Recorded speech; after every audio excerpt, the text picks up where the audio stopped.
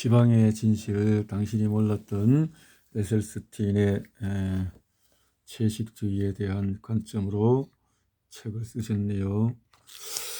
건강에 좋다는 올리브유를 왜 먹지 말라는 거죠? 올리브유. 1990년대에 들어서 갑자기 지중해식 다이어트가 선풍적인 일기를 끌면서 신문과 방송에서 떠들기 시작했다. 이 다이어트는 종래의 서구 식단에 비해서 심장에 특히 이롭다고 묘사되곤 했다. 이 이론은 프랑스 그라노블에 있는 조세프 푸리에 대학교 미셸 드 로게일 박사에 의해서 처음 제기되었다. 리옹 다이어트 심장 연구라는 이름으로 알려진 이 연구 결과는 세상에 널리 알려졌고 지중해 스타일의 요리책도 선보였다. 프랑스의 한 과학자에 의해서 시작된 이 연구는 첫 번째 심장마비에 걸렸다가 살아남은 605명을 환자를 대상으로 실시가 되었다. 그는 환자를 두 그룹으로 나누었다. 원래 이들의 증상은 매우 유사했다. 콜레스테롤 수치가 높거나 고혈압이 있는 환자, 동맥경화 질환이 있는 환자, 담배를 피우는 환자 등 모두 포함되었다. 전체 대상자 중에서 절반인 302명은 A그룹으로 지중해 다이어트를 실시했는데 미국 심장협회가 정의 내린 지중해식 다이어트는 다음과 같다.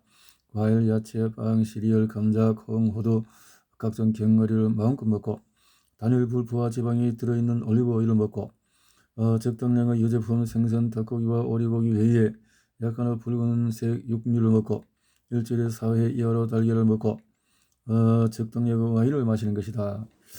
이 그룹의 참여자들은 하루 평균 섭취 칼로리의 30% 정도를 지방에서 섭취가 허락되었으며 콜레스테롤 하루 섭취량은 203mg 정도였다. 또 다른 B그룹에서는 303명이 참여했다. 주치의가 특별히 먹지 말라고 요구한 것 외에는 특별한 음식을 강요하지 않았다. 일반적으로 그들은 미국 심장협회가 평상시의 미국식 식단이라고 규정할 정도만큼의 식사를 했다.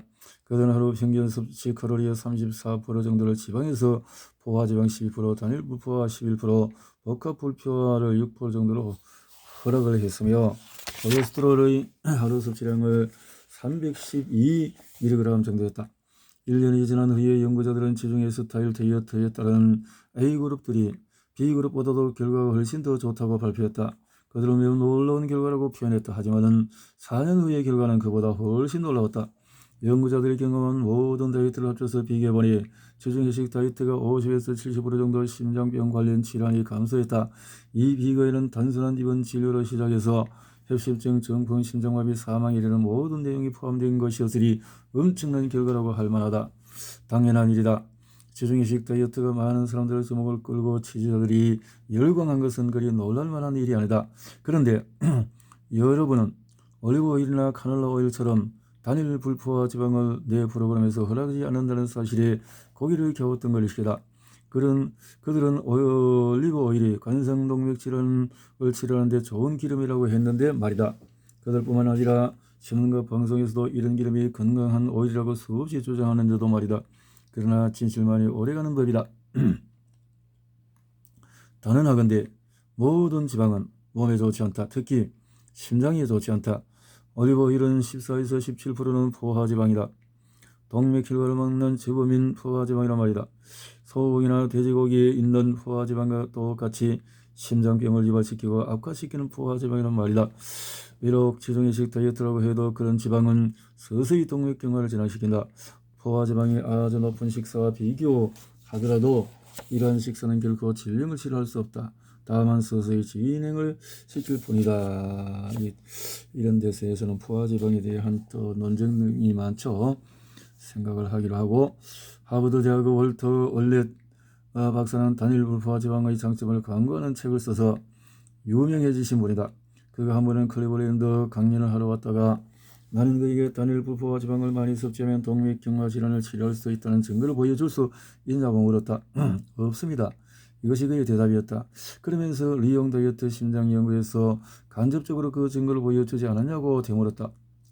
그렇다면 다른 측면에서 이 연구 결과를 살펴보기로 하자. 솔직히 말해서 공정한 비교가 아니다. 그러니까 지중해식 다이어트와 일반 그룹으로 나누어서 비교하는 것은 절대로 공정한 비교가 아니라는 말이다. 하지만 리옹 다이어트 심장 연구에서 아주 주목할 점은 분명히 있다. 실험 시작 후에 4년쯤 지났을 무렵에 지정예식 다이어트를 했던 대상자 중에서 25%가 4명 중 1명이 사망했거나 새로운 심장혈관 질환에 걸렸다는 엄연한 사실 말이다. 나는 이러한 결과가 아주 형편없는 효과라고 주장한다. 우리는 더 좋은 결과를 끌어낼 수 있다. 1997년에 제2차 전미 동맥경화 질환 회의가 열렸다. 베스트셀러 무엇을 먹을까의 저자 컬린 캠벨 박사는 리형 다이어트 심장 연구의 결과에 대해서 어떻게 생각하느냐는 질문을 받았다. 그 책에서 중국의 오지마을에서는 심장병이 거의 발견하지 않았는데 그 내용과 비교해서 대답을 해달라는 것이었다. 캠벨 박사는 전혀 망설이지 않고 단호하게 대답했다. 지중해식 다이어트와 중국 오지마을의 식사 습관은 거의 유사하다는 것이었다. 그는 이렇게 말했다. 그러나 지중해식 다이어트에 비해 기름기가 거의 없는 중국 오지마을의 식습관이 최고의 밥상입니다. 사실 의학 역사를 들춰보면 단일 불포화 제방이 함유된 기름의 유해성을 입증하는 증거는 차고도 넘친다. 사우스 캐롤라이나포니아 대학교 의대의 데이비드 블링컨혼 박사는 동맥경화 질환으로 1년 동안의 혈관 저용서를 받은 환자들을 대상으로 연구 분석했다.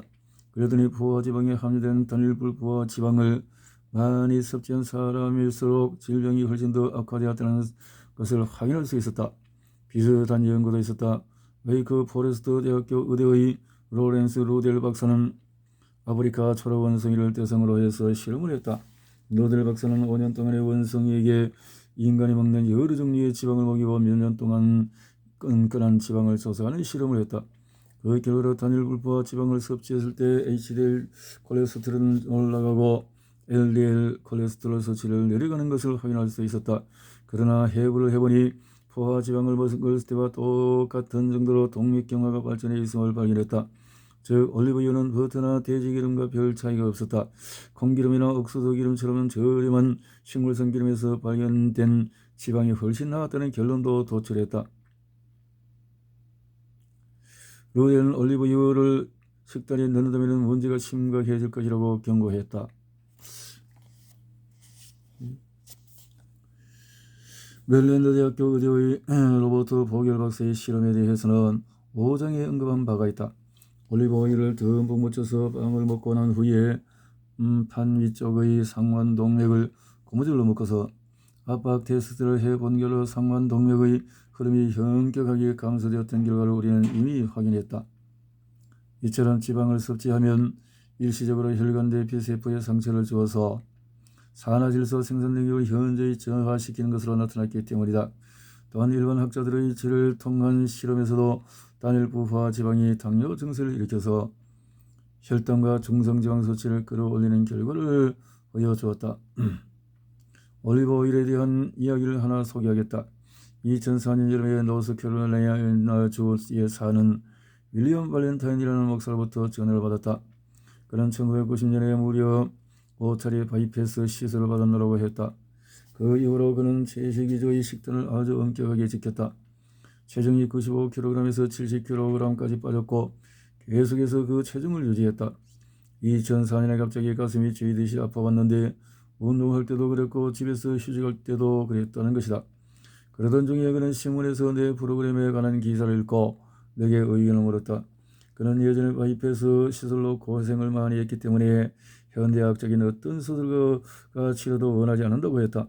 현대학의 도움을 받아보았으나 일시적이었고 채식으로 습관을 완전히 바꾸는데 어찌된 일이 생기느냐는 것이었다. 다른 방도가 없느냐는 것이다.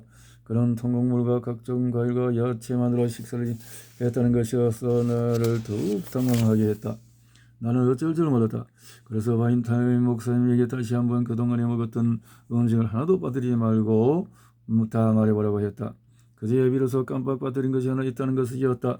그것이 바로 신문과 방송에서 야단 법석을 떠는 올리브 오일이었다. 그는 매일 점심과 저녁에 샐러드를 먹었는데 건강에 좋다는 올리브를 더 뭉쳐서 하루도 빼지 않고 먹었다는 것이다. 이런 것이 바로 위대한 발견이 아닐까. 나는 목사님에게 즉시 집안에 있는 올리브 오일을 모두 쓰레기통에 뿌리라고 충고했으며 그는 실제로 그렇게 했다. 불과 한 달 만에 가슴을 재우는 협심증이 완전히 사라졌으면 불을 보듯 당연한 일이다. 이거 참 대단한 발견이 되겠네요. 이렇다면은 에너지로 들어가는 어떤 또 다른 발견과 연구에 대한 게 굉장히 많이 헷갈릴 수밖에 없는 이 내용들이 되겠는데, 자 11장 존경하는 나의 동지들을 소개합니다. 여기 내가 존경하는 한 명의 개척자를 소개한다. 내과사 존 맥도글 박사다. 그는 무려 30년이 넘게 음식이 건강에 미치는 영향에 대해서 가르쳤다. 나는 그의 베스트셀러 사람 찌고 사는 법과 어느 채식 의사의 고백 등을 읽고 깊은 감명을 받았다. 그의 책들은 채식에 대한 나의 믿음이 결코 잘못되지 않았음을 거듭 확인하는 데 큰 도움을 주었다. 그는 18세 때 몸무게가 친구들보다 30kg 나갔고 그 어린 나이에 중풍에 걸렸다. 그 후유증으로 지금 다리 한쪽을 절룩한다.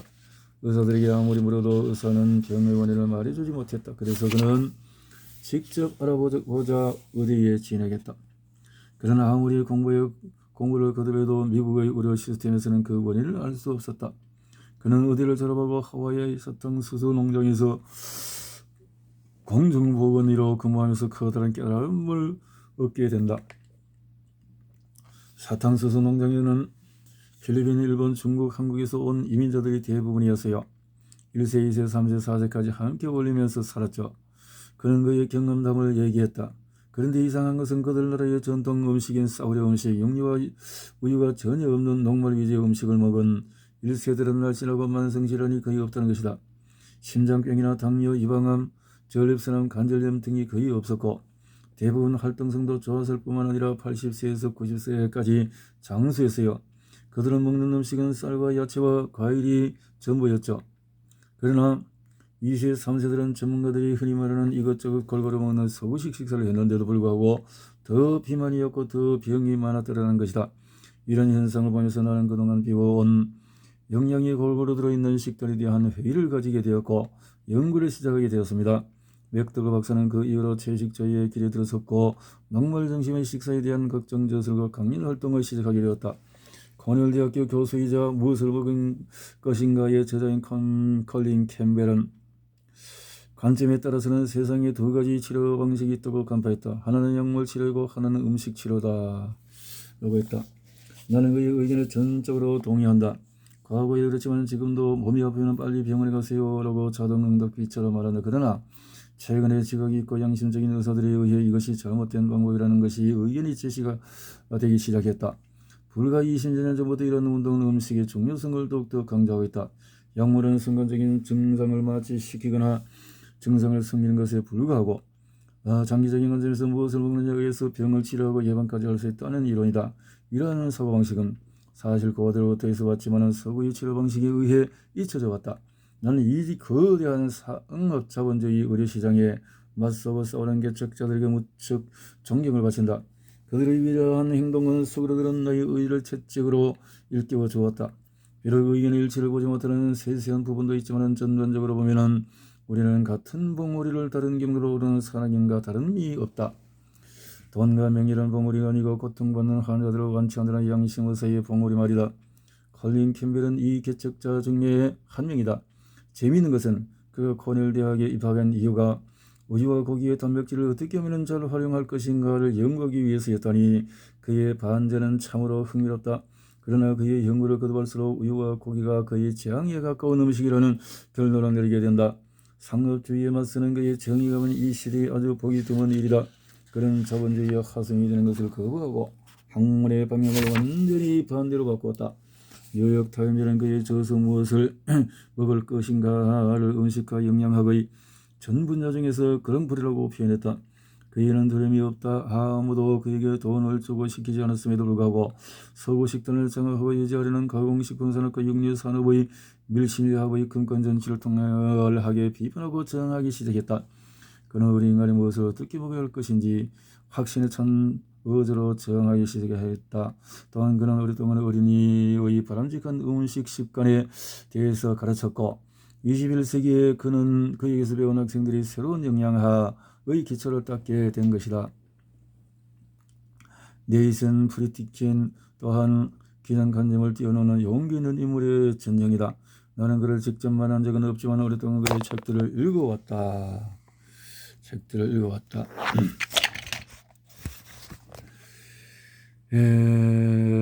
또한 그가 가르쳤던 제자와 함께 일한 적도 있어서 그를 잘 안다고 할 수 있다. 프리드케는 엔지니어였지만 평생의학과 영양 분야의 연구를 한 학자이기도 했다. 그는 멕시코 북부에 사는 타라후마라 인디언에 관심을 가지고 연구해왔다. 그들은 오늘 또 녹말 음식을 먹고 내일 또 녹말 음식을 먹었지만은 심장병이나 암과 같은 만성질환에 걸리지 않았다. 그는 이 같은 스타일이 서구인들이 본받아야 할 식습관임을 확신하고 그의 전 인생을 이 메시지를 알리는 데 헌신했다. 그가 강조하는 음식은 야채, 과일, 통곡물 그리고 아주 적은 양의 고기와 생선이었다. 저지방의 섬유질이 많은 음식을 주식을 하되 유산소 운동을 함께하면 건강에 문제없이 장수한다고 주장했다. 프리드케는 의대를 졸업하지 않았다. 당연히 학위도 없고 명성도 없었으므로 의료계는 그의 연구를 거들떠보지도 않았다. 그럼에도 그는 소신을 굽히지 않고 그의 이론에 비판을 가한 사람들과 맞서 싸웠다. 1985년에 그가 사망한 후에야 비로소 그의 의견이 옳은 것으로 판명나기 시작했다. 그의 시신은 6월에 따라서 부검을 하게 되었다. 뉴 잉글랜드 저널은 그의 부검 결과를 발표했는데 놀랄 정도로 깨끗한 몸이라고 논평을 했다. 프리드케의 동맥혈관에서는 어떠한 지방질과 석회질도 발견되지 않았다. 부검을 주도했던 의사는 그의 몸이 10대 소년의 몸처럼 깨끗했다고 놀라워했다. 한스 데일런 레이슨 프리틴과 함께 공부를 한 사람으로 평생 지속 가능한 식생활을 위해서 본인의 프로그램을 운영했다. 동맥혈관 증진 프로그램을 운영하면서 각종 단체나 지역을 방문해서 나쁜 음식 습관을 바꾸는 교육을 진행했다. 나 또한 프로그램의 수많은 강연에 초청 강사로 참여했다. 그와 함께 일하면서 대규모 인원을 대상으로 동시에 의견을 나눌 때 어떻게 해야 그들을 납득시킬 수 있는지 등에 관해서 많은 것들을 배울 수 있었다. 뉴저지주 가정의학과 의사인 조엘 폴먼 박사도 채식주의의 장점을 널리 알려온 선구자로 유명하다. 그는 그의 건강 메시지를 전역에 전파하는 데 지금도 동문서주하고 있으며 베스트셀러로 유명한 내 몸 내가 고치는 기적의 밥상과 아이를 변화시키는 두뇌 음식의 저자이기도 하다. 그러나 지난 20년 동안 발표된 저지방 음식 프로그램 중에서 나의 생각과 가장 비슷한 사람은 딘 오니시 박사일 것이다. 나는 그와 20년을 교류해왔으며 그의 성과에 존경을 원하는 지지자 중에 한 명이다. 그는 내가 근무하던 클리브랜드 클리닉에서 강연도 했으며 심장혈관 질환에 관한 각종 세미나에 같이 참여했다. 심장혈관 질환과 관련된 전 세계 각종 프로그램을 통틀어서 그와 나의 프로그램은 심장질환을 치료하는 데 있어서 거의 동업자적인 성격을 가지고 있을 만큼 유사하다. 위에서 언급한 것처럼 나의 첫 실험은 1985년에 시작해서 12년 동안 계속이 되었다.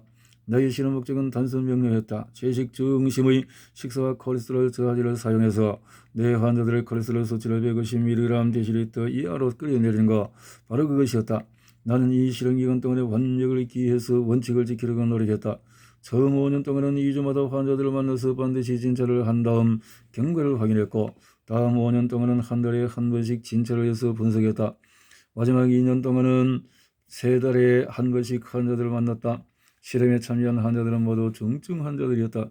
그러니까 몸이 좀 안 좋은 환자들이 아니라 오늘 내일 죽는 날을 기다리는 환자였다는 말이다. 심장을 둘러싸고 있는 세계의 관상동맥이 모두 심각한 문제가 있는 중증 환자였다. 대부분은 바이패스 시술이나 혈관 확장 시술을 여러 번 받았지만 실패했던 환자들이었다. 몇 명은 2번 이상 시술을 받았지만 실패한 환자, 또 한 명은 심장 전문의가 더 이상 수술은 의미가 없습니다라는 말을 들어야 했고 집으로 들어가서 발코니 흔들어지 앉아서 목이 마른 목소리와 가족들과 함께 재산상속과 장례 절차를 얘기해야 하는 환자였다. 그의 초기 연구는 대단한 반응을 이끌었다.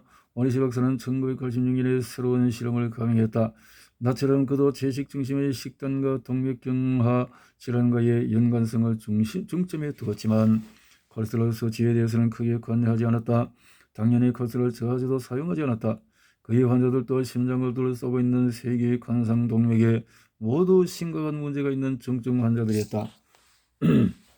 또한 그의 환자들은 채식 외에도 명상과 같은 심리적인 치료도 병행했고 운동 프로그램에 참여해야 했다. 오니시 박사는 유사한 질환이 있으면서 일반적인 병원 치료를 받고 있는 환자들을 다른 그룹으로 묶어서 실험 그룹과 비교 분석했다. 내 실험은 채식이 혈관 질환에 미치는 영향이라는 확고한 조제가 있었으므로 관상동맥 질환에 효과가 있을 수 있는 운동이나 명상 같은 것들을 배제했다. 나는 환자들에게 프로그램에서 원하는 음식 습관을 충실히 따라준다면 다른 것들은 문제가 되지 않는다고 말했다. 나는 환자들이 오직 음식에만 집중해 주기를 바랬다. 생활 습관을 발현하는 요구사항이 너무 많으면 그들이 힘들어할 것이고 한 곳에 집중하기 힘들다고 생각하기 때문이다. 명상과 운동의 이점은 널리 알려져 있다. 무리하지만 않는다면 그것은 그들의 자유에 속하는 문제다. 명상을 원하면 그렇게 하도록 내버려 두고 운동을 원하면 그렇게 하도록 했다. 수영이나 조깅하는 환자들도 있었지만 대부분 걷기를 선택했다. 환자 중에 2명은 실험 시작 전에 이미 몸을 움직이기 힘들 정도의 심각한 중풍에 걸렸기 때문에 운동을 전제할 수 없었다. 그러나 2명은 꾸준히 채식을 실천한 결과 지금은 다른 환자들과 똑같은 결과를 볼 수 있었다. 걷기도 하고 뛰기도 한다는 말이다. 동맥경화 질환에 때문에 운동할 수 없는 환자들은 절대 낙담할 필요가 없다. 채식을 실천해서 새로운 인생을 살게 된 나의 환자들이 그 증거가 아니고 무엇이겠느냐 말이다. 실험을 시작하고 1년이 지난 후에 그는 결과를 발표했다. 12개월이 지나면서 그의 실험에 참여한 환자들은 병원 치료 환자 그룹에 비해서 증세도 약화되었고 협심증의 횟수도 대폭 줄어들었다. 혈관 저형술로 확인해 본 결과 실험 그룹 환자들과 동맥혈관 질환이 크게 호전된 것으로 나타났다. 또한 5년이 될 때까지 꾸준히 호전되는 것을 확인할 수 있었다. 추가로 실시된 페트 스캔 양자 방사 단층 촬영 결과로 5년 동안에 꾸준히 채식을 실천한 환자의 질병의 99%가 호전되거나 사라졌다. 1년 후의 결과인 5년 후의 결과를 보면은 채식의 질병에 미치는 직접적인 연관성을 손쉽게 확인할 수 있었다.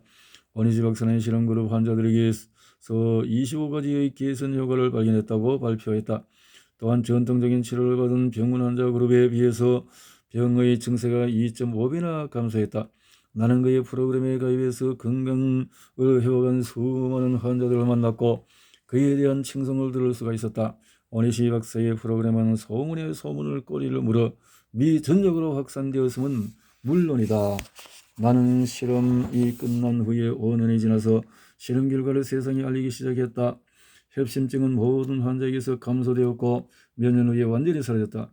혈관 조형술로 확인한 환자들의 상태는 그야말로 놀랄 정도로 깨끗해졌다. 콜레스테롤 수치는 평균 137mg/dl까지, LDL 수치는 평균 77mg/dl까지 떨어졌다.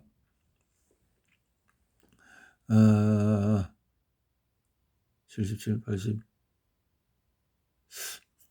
12년이 지나서 이 실험을 공식적으로 마칠 때쯤에 18명 중에서 17명이 실험 시작 이후 한 번도 혈관 질환이 발생하지 않았다는 내용을 발표할 수 있었다. 그리고 내가 6장에서 언급한 것처럼 모든 환자들은 지금도 활기차게 생활하고 있으면 물론이다.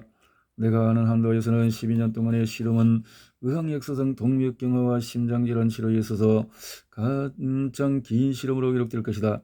원희슬 박사의 나의 실험에서 분명하게 볼 수 있는 것처럼 가장 중요한 것은 환자들에게 완치될 수 있다고 설득해서 프로그램에 가입하게 하는 것이다. 접근 방법은 둘 다 조금씩 다른 목적은 똑같았다. 지방으로 찌든 혈관을 청소해서 심장병을 멈추게 하고 병의 잔뿌리까지 완전히 제거하는 것, 바로 그것이다. 어른들을 치료할 수 있다면 어린이들을 어떻게 할 것인가? 우리 앞에는 또 다른 심각한 과제가 놓여 있다. 찰스 에드워드 박사가 그 일을 시작했다.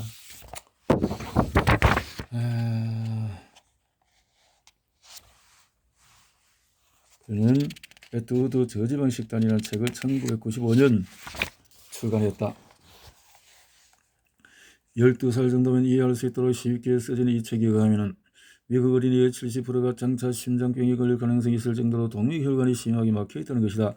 에드워드 박사는 어린이와 사춘기 청소년에게는 채식이 안 좋다는 잘못된 상식을 깨닫는 데 수많은 이론을 펼쳐 보였다. 그 잘못된 상식들은 가령 어린이가 채식을 하면 성장에 필요한 영양분과 에너지를 충분히 섭취하지 못한다거나 채식에는 칼슘과 단백질과 철분이 부족하다거나 비만이나 콜레스테롤 문제가 우리 아이가 성인이 된 다음에도 해결해도 된다는 것들인데 어느 건 하나 진실이 아니라고 주장한다. 오랫동안 소아과 의사로 바쁜 생활을 해온 에드워드 박사는 어린이들이 저지방 식사를 할 수 없도록 방해하는 장애물을 제거하는 데 강한 책임감을 느꼈다. 그런 어린이들도 반드시 유제품과 육류와 생선과 기름을 식단에서 제거해야 한다는 주장을 해온 용기 있는 소아과 의사다. 특히 명망 높은 벤자민 스포크 박사에 의해서 거대한 지지를 받았는데 스포크 박사는 이 책의 서문도 써주었다. 이 책이 출간되고 나서 비슷한 유행의 책들이 쏟아져 나오기 시작했고 인터넷 등에서 논쟁도 활발해졌다. 그러나 지금은 그리 새로운 이론도 아니고 당연한 일로 여겨지게 되었다. 부모들도 저지방 및 채식 중심의 식사가 나중에 어린이 되었을 때 심장병 및 각종 암으로부터 예방해 준다는 생각을 모두 갖게 된 것이다. 그렇다면 아이들도 채식 음식을 맛있게 먹을 수 있을까? 너무나 당연하다고 외치는 사람이 있으니 바로 앤토니아 데마스 박사이다. 그녀는 뉴욕주의 트루먼스버그에서 실시한 실험에 관한 논문으로 1990년대 코넬 대학에서 영양학 박사학위를 받았다. 실험은 4세부터 초등학교 4학년까지 아이들을 직접 준비하고 요리하고 먹은 식물성 음식에 관한 것이었다. 그녀는 논문에서 아이들에게 직접 요리법과 영양 성분을 알려주면 아이들이 실제로 건강한 저지방 음식을 선택하고 아주 열심히 만들어서 맛있게 먹더라는 것이다. 그의 논문은 이 실험을 근거로 만들어졌는데 나중에 수많은 상을 수상하면서 국제적인 주목을 받았다. 데마스는 현재 뉴욕 트루먼스버그에서 요리학교를 운영하고 있다. 그녀는 이 학교에서 어린이의 장기적인 건강과 교육에 집중하는 데 헌신하고 있다. 2001년에 그녀는 Food is Elementary라는 책을 출간했는데 초등학교의 커리큘럼에 음식, 영양, 문화, 예술 등을 넣어서 종합적으로 교육한다는 내용이다. 데마스의 요리학교는 미국 내 수많은 초등학교들과 연합해서 저지방 및 고섬유질 음식 위주의 급식 프로그램을 선택하도록 권유하고 있다. 또한 아이들이 요리 영양을 같이 배울 수 있도록 학부모를 설득하는 데 온 힘을 기울이고 있다. 나는 위에 열간 선각자들이 나의 친구라는 점을 영광스럽게 생각한다. 그러나 채식의 이점과 지혜를 알리는 이러한 활동에도 불구하고 수많은 적들이 우리 앞에 만리장성을 쌓고 있다. 바로 값비싼 의료기기로 무장한 의료기와 엄청난 자금을 동원해서 강과 로비를 적극처럼 쏘아대는 축산업계와 식품산업계가 그들이다. 나의 친구 어니시 박사는 무엇이 우리 병을 치료하는지 잘 알고 있는 우리에게 직면한 딜레마를 아주 짧은 말로 요약했다. 인간의 배를 칼로 째고 깨매는 것이 전통적인 의학으로 주장하는 사람들이 있다. 그들은 균형 잡힌 채식을 하라고 부탁하는 것이 급진적이라고 말한다. 나는 그들의 이론을 이해할 수가 없다. 멋진 말이 아닐 수가 없다. 이렇게 되었군요.